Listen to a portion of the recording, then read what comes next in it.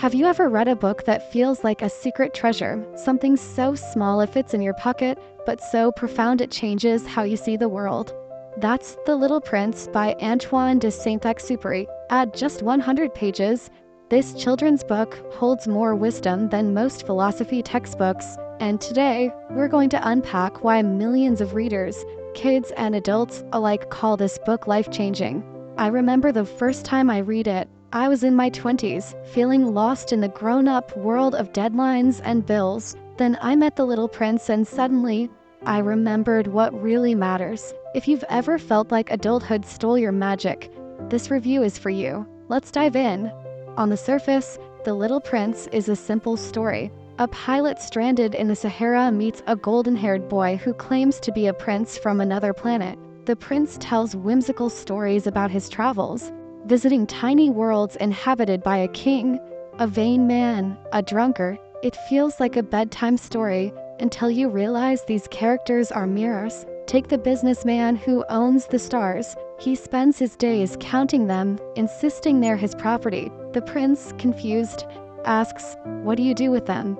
The businessman replies, "Nothing. I manage them." And there it is, Saint-Exupéry's genius. In just 3 lines, he exposes the absurdity of chasing empty status. This book is full of these razor-sharp moments. It looks like a children's fable, but it's really a rebellion against the grown-up world. Let's talk about the 3 lessons that make this book unforgettable. First, taming the fox. The prince meets a fox who teaches him that love isn't about possession, it's about time and care. The fox says, "You become responsible forever for what you've tamed." That's why the prince's rose is unique. Not because she's the only one, but because he watered her, protected her from drafts, listened to her complaints. Love isn't about finding the one, it's about choosing to make someone your one. Second, the grown-ups are broken. Every planet the prince visits shows a different adult failing: power, lust, vanity, addiction to numbers. My favorite?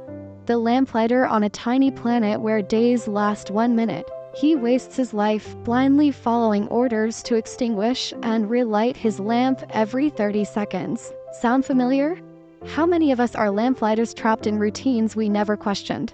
Third, what is essential is invisible. The book's most famous line isn't just poetic, it's a survival guide. The prince's asteroid is tiny, but he finds joy in sunsets. He watches 44 in 1 day. And caring for his rose. Meanwhile, the important businessman can't even see the star's beauty. Saint-Exupéry's message? The little things aren't little, they're everything. Here's why The Little Prince wrecks people in the best way. It doesn't just point out what's wrong with adulthood, it grieves the loss of childhood's clarity. There's a scene where the narrator, the pilot, draws a boa constrictor digesting an elephant. Adults see only a hat. The prince? He sees the truth instantly. That's the tragedy. As kids, we all saw the elephant. Then the world trained us to see hats. This book is a wake-up call. Remember how to see. And that's why the ending, no spoilers, leaves readers in tears. It's not sad, it's achingly beautiful. A reminder that love and loss are intertwined, and that the stars will always laugh if you listen closely. So who's this book for? Everyone, but especially parents. Read it to your kids, then reread it alone. Anyone feeling stuck in the rat race, creatives who've lost their spark, people grieving love or loss. It's the kind of book you'll finish in 1 sitting, then revisit for decades. Each time, you'll find new layers. At 20, it's about rebellion. At 40, it's about legacy. At 80, it's about letting go. If you're ready to meet The Little Prince, I've left an Amazon link below. And if you've already read it, tell me in the comments, what lesson stayed with you?